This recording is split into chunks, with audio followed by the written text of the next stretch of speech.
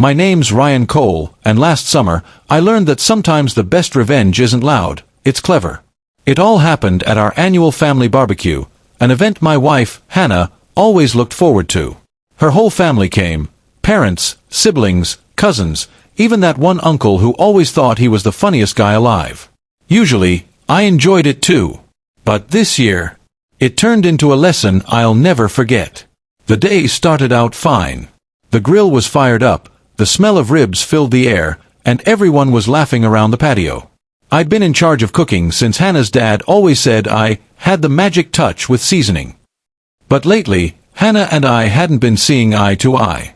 Work stress, small arguments, nothing major, but enough to make things tense. Still, I wanted the day to go smoothly. While flipping burgers, I heard Hannah's voice behind me. She was standing with her sister, Leah, holding a drink and laughing.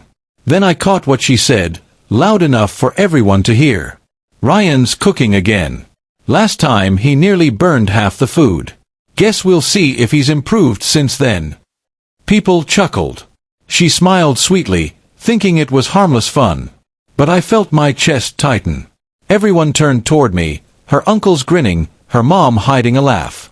I forced a smile. "Don't worry, honey. I made sure the fire extinguisher's close by this time." The crowd laughed again, but this time it was at me, not with me. And Hannah didn't stop. She walked over, patted my shoulder, and said, "Just teasing, babe. You know you try hard." That "try hard" line stung. It was the same thing she used to say when she didn't believe I could handle something. Fixing a sink, planning a trip, or even saving for our house. And in that moment, with her family watching, I decided I wasn't going to take it quietly.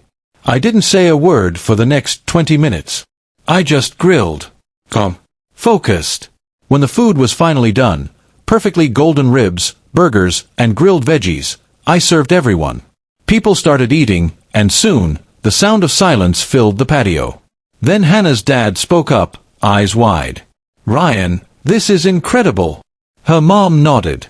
"Best barbecue we've had in years." Her uncle even said, "Man, you've got to teach me how you did this." Hannah blinked in surprise, fork midair. I smiled and said, loud enough for everyone to hear, "Guess I finally improved, huh?" Laughter erupted around the table.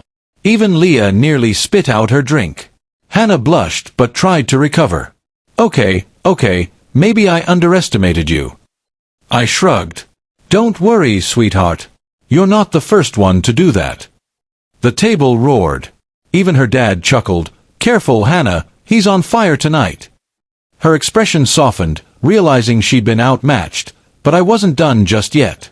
A few minutes later, as dessert came out, I stood to make a little toast. "Before we all dig in," I said, raising my glass, "I just want to say thanks to everyone for coming, and to my wife, who always keeps things interesting." Everyone laughed. I continued, "Now, Hannah joked earlier that I nearly burned the food last time. And that's true. But I realized something. The only reason I messed up back then was because I spent the whole time trying to impress her." A few people went, "Aw." I smiled and added, "But today, I just focused on doing my best." And funny enough, it worked out great. The crowd clapped. Hannah looked at me, half embarrassed, half proud. She raised her glass and said softly, "Touché." After everyone left, we were cleaning up together. The night air was quiet, and for the first time all day, we were alone. She looked at me and sighed.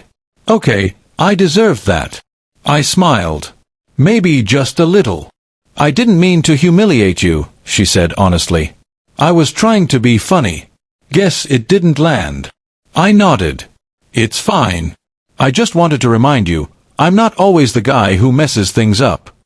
She stepped closer and said quietly, "You're right. You're not." We stood there for a moment, the smell of grilled smoke still hanging in the air, before she added, "You were amazing today." "Seriously." "Thanks," I said. "I had a good reason to be." She laughed, wrapping her arms around me. "Guess next year you're officially the family grill master." "Only if I get to roast more than just ribs," I joked. She rolled her eyes. "Don't push it."